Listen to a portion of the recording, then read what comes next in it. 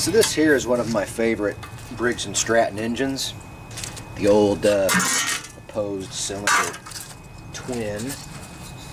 Oh, there we go. And this came out of a lawnmower out of a Craftsman that was in pretty good shape, but I could tell that it had been sitting a while. And when I looked into the carburetor, I'll show you what I did here. Took off the carburetor drain bolt here, and if you can see inside, see how nasty things are inside of there. Yeah, that carburetor's not going to run like that, so we're going to have to look into it, which is usually the case after an engine sits for a long time. I also noticed that the previous owner was messing with things. You can see he's used some sort of silicone for the intake manifold, which I definitely don't approve of. So I think we'll be taking that off and replacing those gaskets and rebuilding the carburetor. Hopefully getting this thing running again. It's a 19.5 horsepower turbo cool. I don't know if you can see the model number there. 42E707. Yeah, these are sweet engines. One of the first things I did when it came in, of course, was check the oil level. Because with these Briggs, because if they have oil in them, they're probably still good. This one I had kind of tipped over. You can see there's plenty of oil in it, so we're good there. So let's get to working on this thing, get it running again. Like I say, from the looks of the lawnmower it came out of, I don't think it has very many hours on it.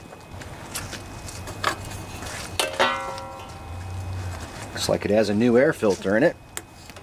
So I could tell that the guy had been messing with this engine a little bit. Well, he was actually messing with the whole lawnmower. It got to a point where he screwed up so many things he couldn't fix anything on it, so he brought it to me. Gave it to me. I gave him a trade-in on it. But I had another engine that was already up and running, and I just put it in it. Whoa! I saw a spider in there, man.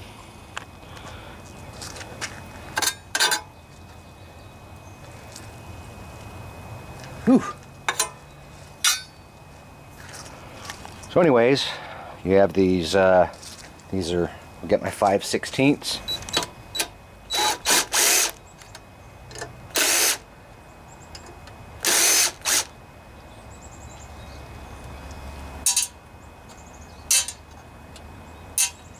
Right here is where your breather tube attaches. So you can just kind of poke it back down through, and then this comes off.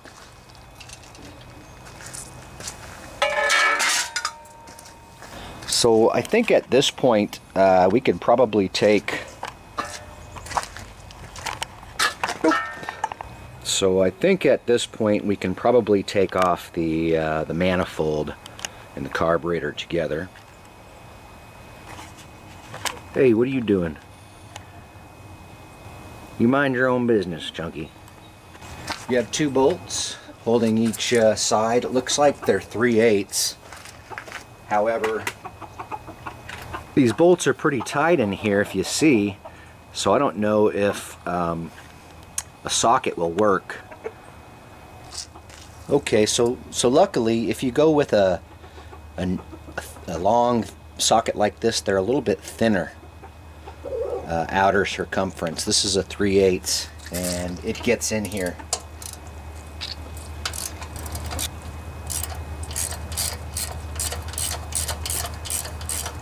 Not much room. You say a regular socket is probably going to be too fat, but these long ones are a little bit more narrow. Looks like I can get to the bottom one too. I think I'm going to cheat.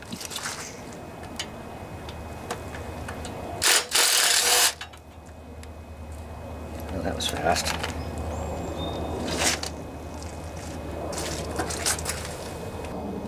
So this one here, I really can't get this thing to fit.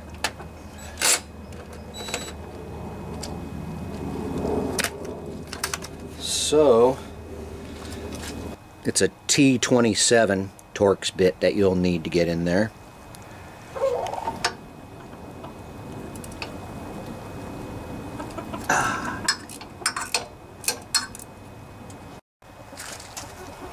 Okay, let me disconnect that.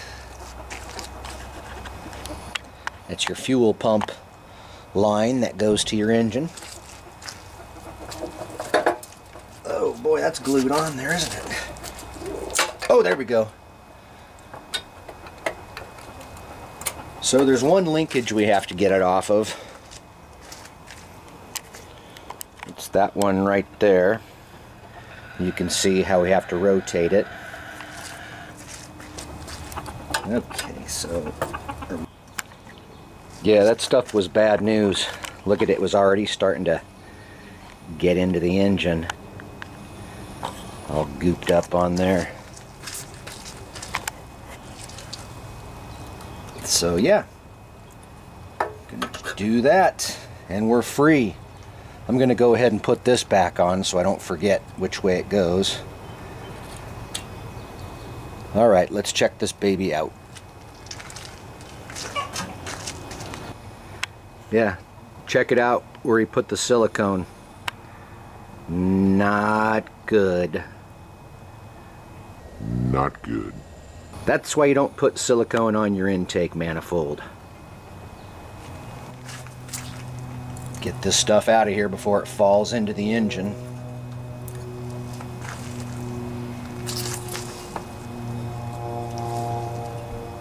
I'll have to clean up all these surfaces. Get all that gasket off of there. Hey man, you need to get out of there. You're getting evicted, buddy. Where'd you go?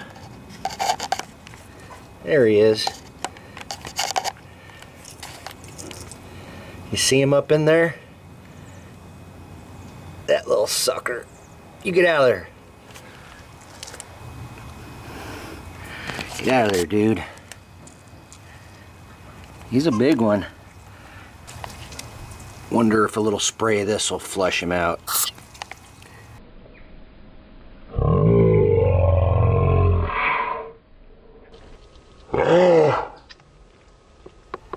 Go live somewhere else, dude. I can usually rebuild these carburetors just by taking off the top portion. You don't have to take out these bolts. These are, it's a 5/16 socket.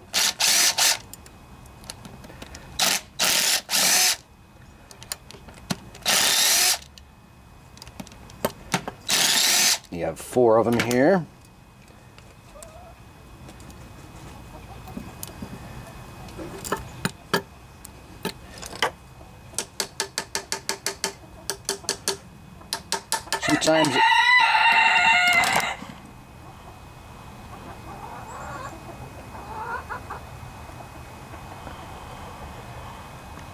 Sometimes it can be hard getting this top part off because it becomes fused with the gasket. You have a pretty good pry point right here if you're careful. There we go.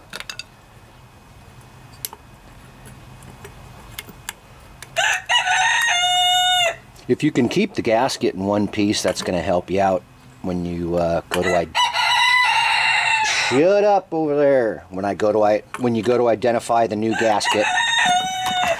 You guys shut up.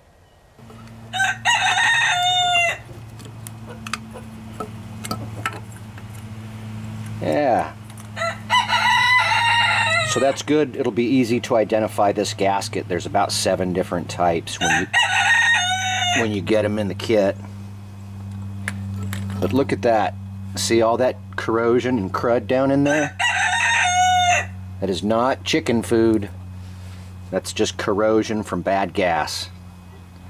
So we'll have to clean. So we'll have to clean all that out. Up here is your fuel pump, so we'll also be taking it off. And we have your drain plug here. Your main jet is located down in that hole, so we'll have to get that out. When you're taking the fuel pump apart, you do have to be careful because things will jump out at you. There are springs in there that you need to keep track of, very tiny springs. So let's loosen this up evenly here. Hopefully we can pull it all off. You have like 2 or 3 gaskets, 3 springs. You have a few things to keep track of under here, so be careful.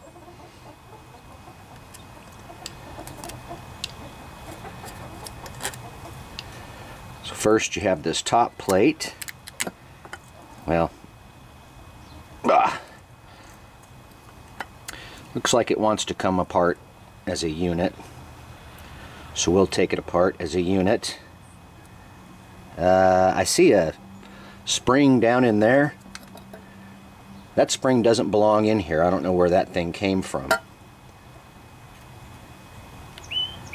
But when you lift off the diaphragm, or your fuel pump diaphragm here, you can see you have this setup, which is a spring and one of these.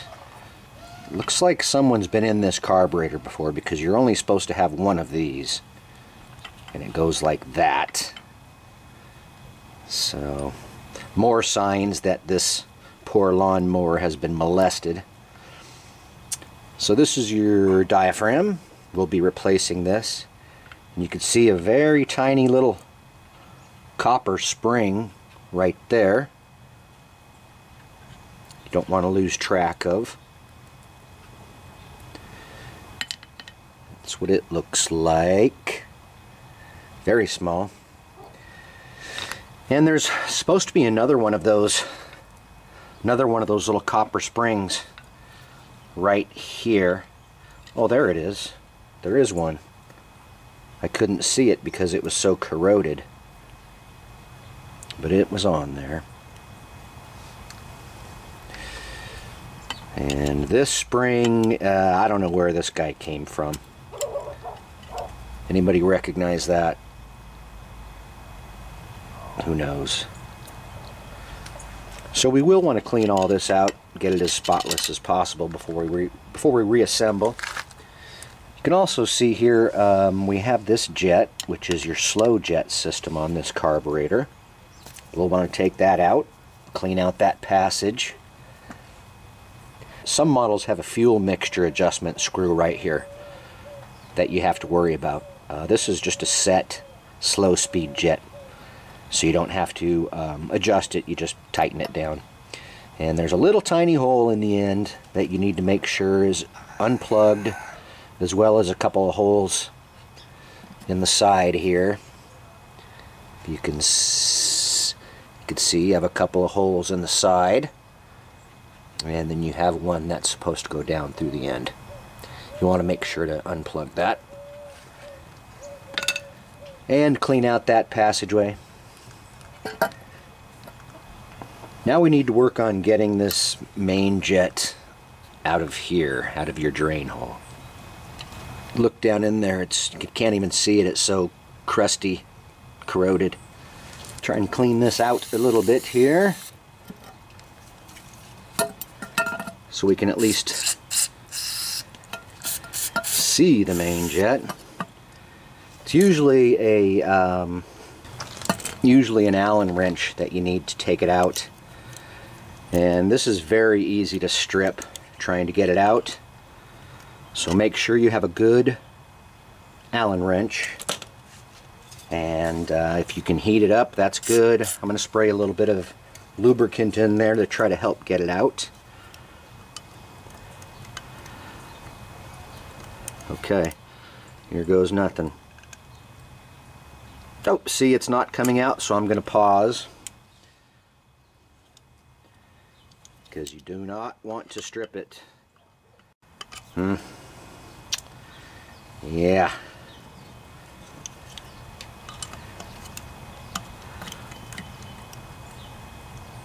Oh, nope. See, it's going to strip. So I'm going to hold off and figure out a plan here. Well, we are screwed now. It's stripped. So we're going to have to figure out how to get that out of there.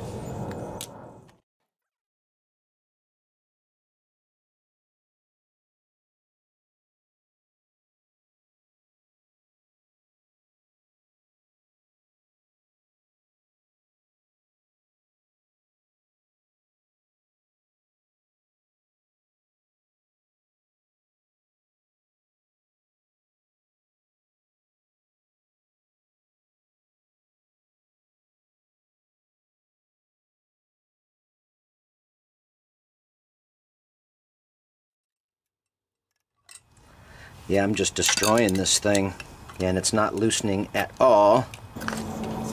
I have a secret box of tricks. I'll show it to you. In here we have some good stuff. I think I'm looking for maybe that, or let's see, I think we have another size. Yeah, there it is. Down in here, we'll try that one. Or that one. Here's what I'm going to do. I'm going to drill a small hole down through the center of it.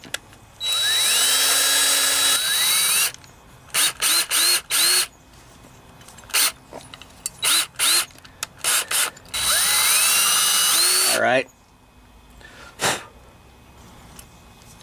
So you can see I got a hole in there. I have a hole in there now. I think I'll be able to pound this down into the hole. At least that's the plan.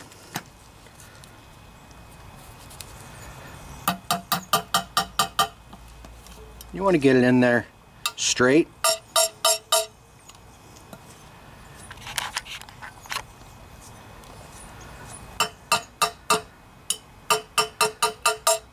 Alright, I think we're in there good enough. And I can actually see it's already working, sure enough. But we destroyed the main jet in the meantime. That's okay, we can order another one of these. And you look, and everything else down inside there is really clean and in good shape. I didn't damage anything, so just need to get a new main jet. And finish cleaning this carburetor up.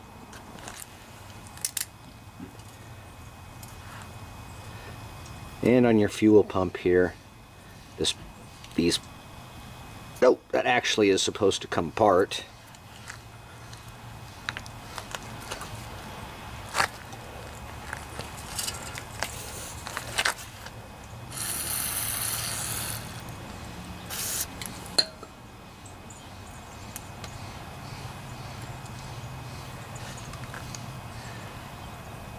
And then the little copper spring goes on that post there.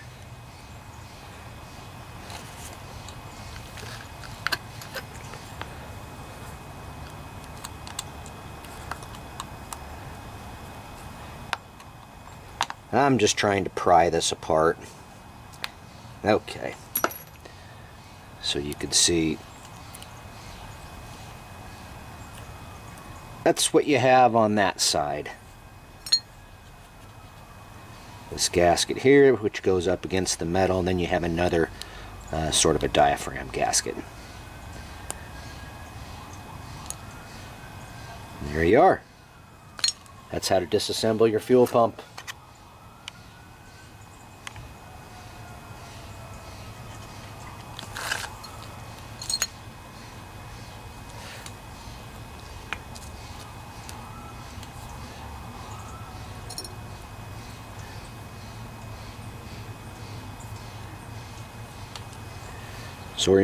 So remember, when you take your fuel pump apart, these are the parts that will jump out at you. These two little copper springs and this one here.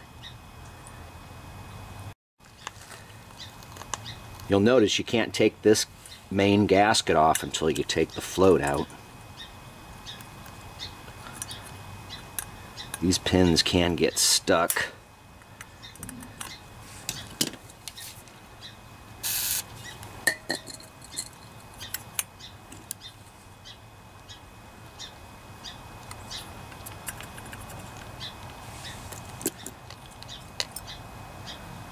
Right.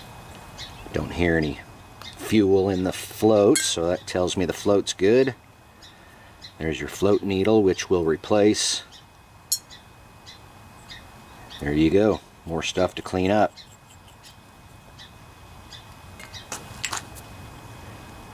See, this is how badly I screwed up the main jet, trying to get it out of there.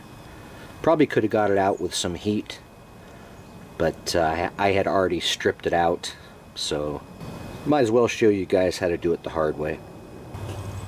So there's the part number for the kit, and they give you a bunch of different gaskets here, but this was the one that we're looking for. An exact replica. Alright. So here we are. We're finally getting some parts in. I think that component's cleaned out good enough. The float, I don't hear any signs of fluid in there, so I'm pretty sure we're good there. So you put your gasket on. You have to put this on before you can put your float in place. And I don't believe it matters which way, if you put it this way or that way, as long as you get it up in there. And it stays in place. It's always the tricky part, getting that little booger to stay in place.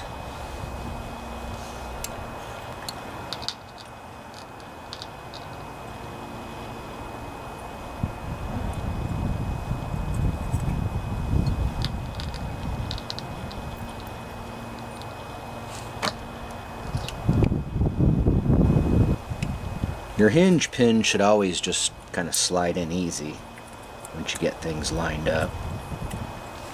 And then I always verify to make sure that we're still in place there, and we are. One thing we need to check is the float level, and basically you just want the float level on all sides, and it looks pretty good to me. If you need to make any adjustments, basically you just bend that little tab on your float. But I'm gonna say that's pretty good right there. Alright, I think we're done here. We'll just set this aside and make sure it stays clean. This is the part number for the fuel pump kit. This is what you get. These little springs, diaphragm, gaskets, more springs. Okay, now comes this piece. I just want to make sure that everything's cleaned out in here. This is just a little sanding pad, so I can get the surface back looking nice again. Usually I have to put these things on while they're on the lawnmower, and it's usually a pain in the butt. This way should be much easier. Just going to dump out this kit. First thing I want to do is grab one of these tiny little copper springs, and I want to put it in this post right here, just like that. And then this is the actual diaphragm, which goes on yep, just like that. Now we have your spacer that we have to put on, and we have to put another one of these. We have to get another copper spring, and it goes right on that one there.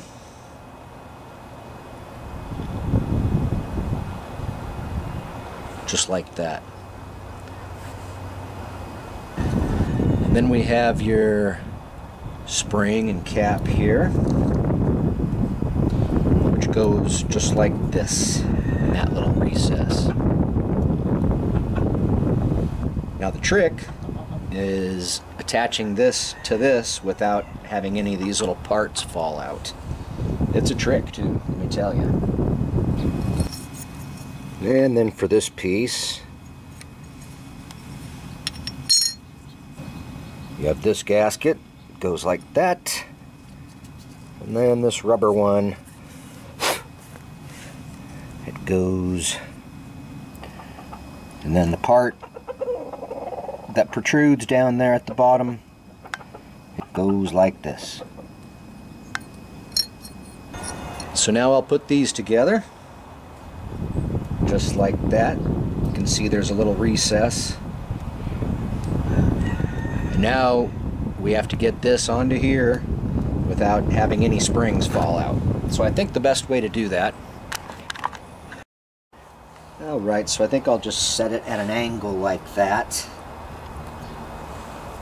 And I think I'm going to put the diaphragm, on here.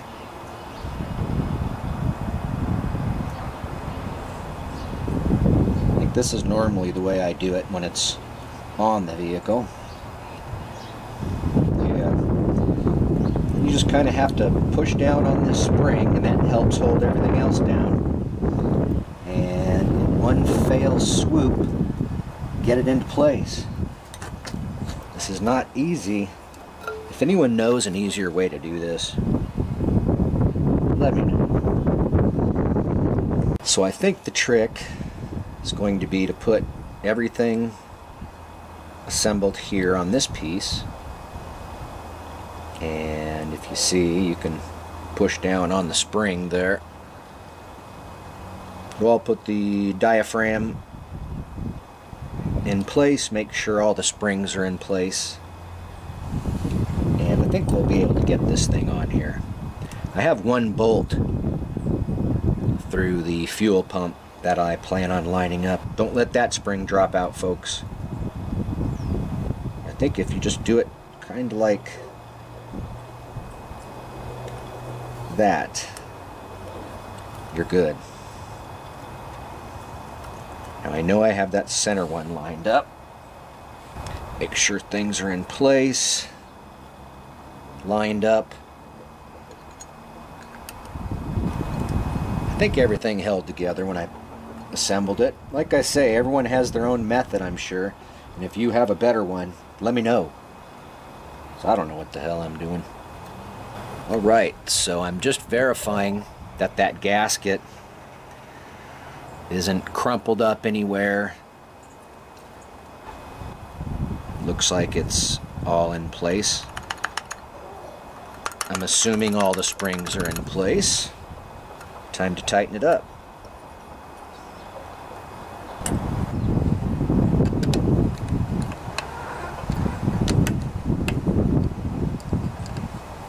Not too tight on these. You can break them.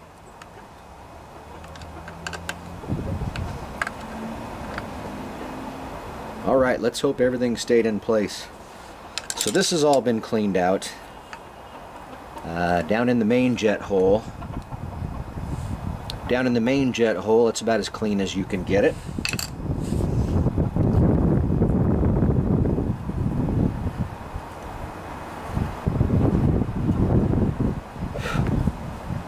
So I think, yeah, we can go ahead and put these two pieces back together now. Just make sure the gasket stays in place. There we are.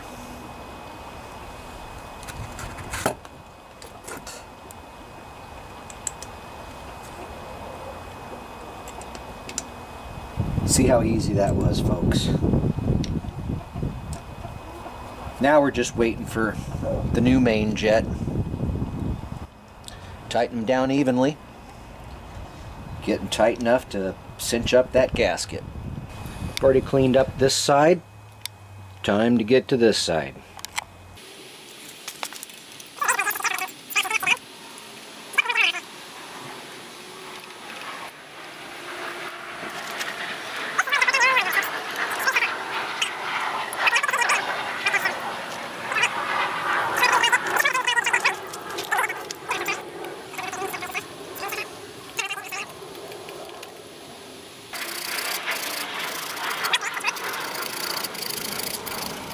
So you can see I have all the surfaces cleaned off nicely, and the surfaces here as well.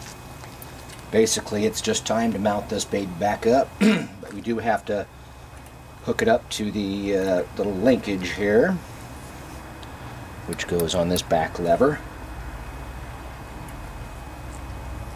Looks like, yeah, looks like it went on like that.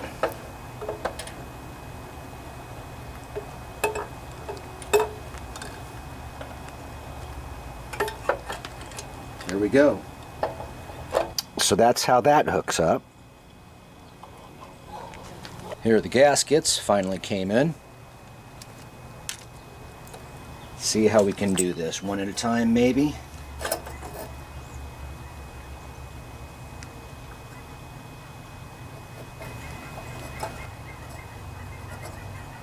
And I'll use the T27 Torx bit to thread these in. When I go to cinch them down, I'll have to use another tool, socket or something.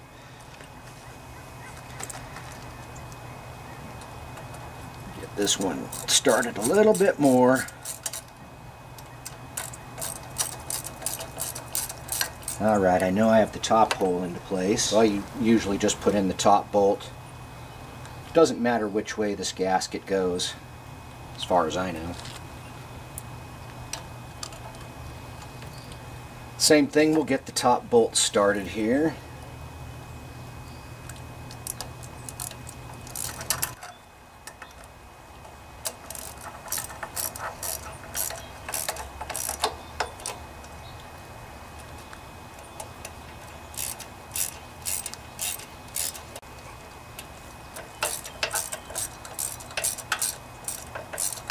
Sometimes you can get a good torque using these torque bits. I think they're digging in, so I'm going to do that. Alright. That one's torqued. Oop. That one might be stripped. Nah, we can get it. Oh.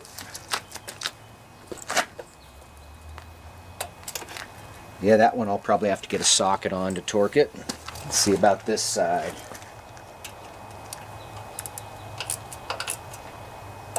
That one's already stripped, I can tell.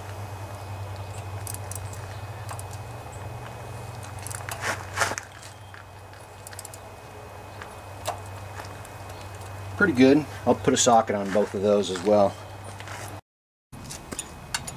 Yep, I can get to that one. Get to that one pretty good too. Oh yeah. Getting closer. Still waiting for that main jet.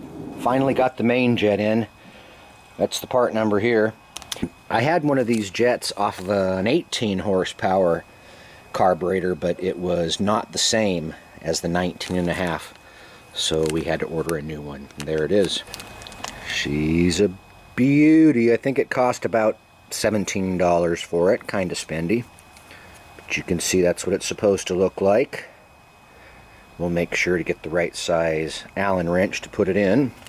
So I'm not sure what size Allen wrench this is, but it fits in here nice and snug. There's no way that it will strip.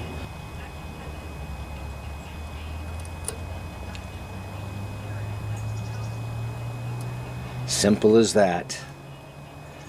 Don't over tighten it. Don't strip it out. Just snug. That should be good.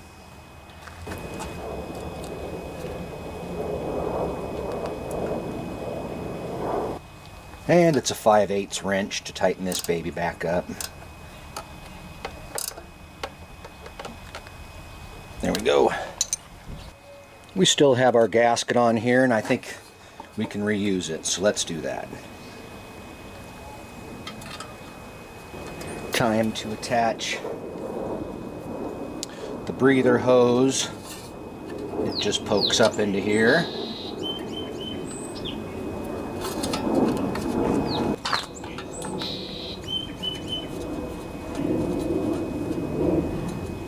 Tighten those babies down. And I use a 5/16 socket on these.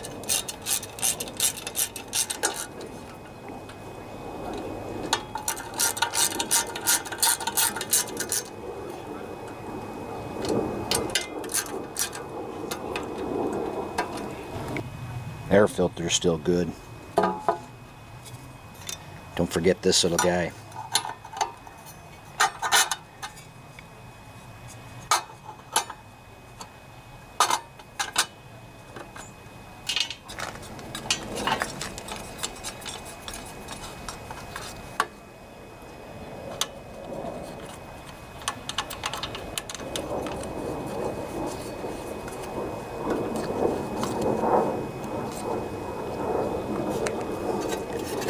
Oh crap, now I gotta find that bolt.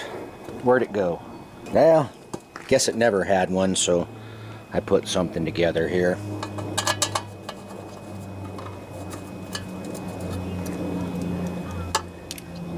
Alright, let's test this baby out.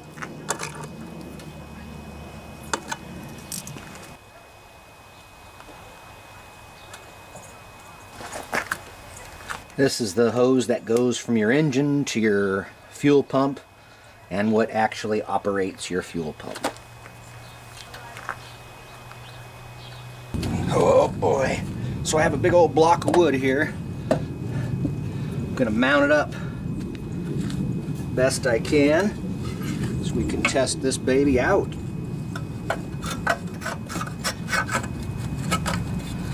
Get a little muffler action going.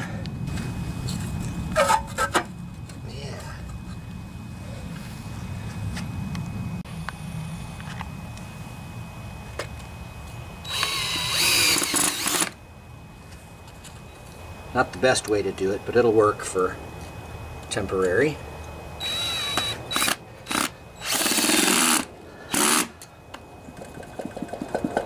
It'll move around on there, but not too much.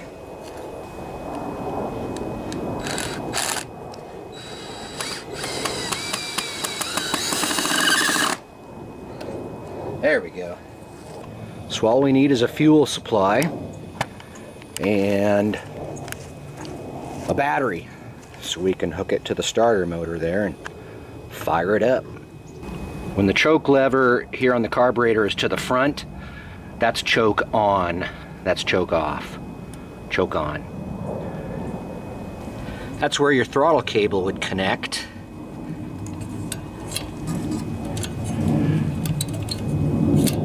Work that mechanism there. I'm thinking if we can get it started and turn off the choke, it will idle, and then we can just rev it up by manually. Guess it's time to put on this side cover. Both of these bolts are broken, unfortunately. Pretty common.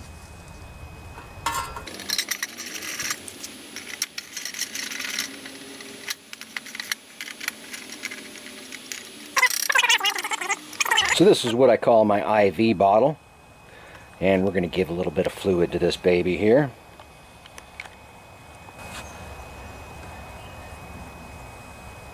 Now we just need to find a good battery so we can jump start this starter motor. So this is our setup here. I don't think this battery is all that good, so I'm trying to give it a little extra juice with this charger. And I have the ground on the very bottom bolt of the starter motor. And when I hook this up, alright, we're at least getting it to turn over for a little bit. So it's going to probably take a while for the fuel pump to fill up the carburetor float bowl. The engine has to turn over a few times to pump the gas into the carburetor. So we'll just let this charge up for a bit. Try it again in a couple minutes.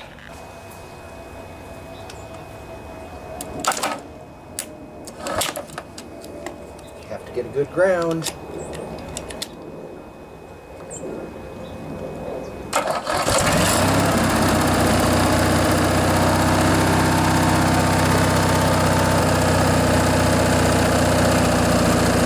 Oh, turn off the choke.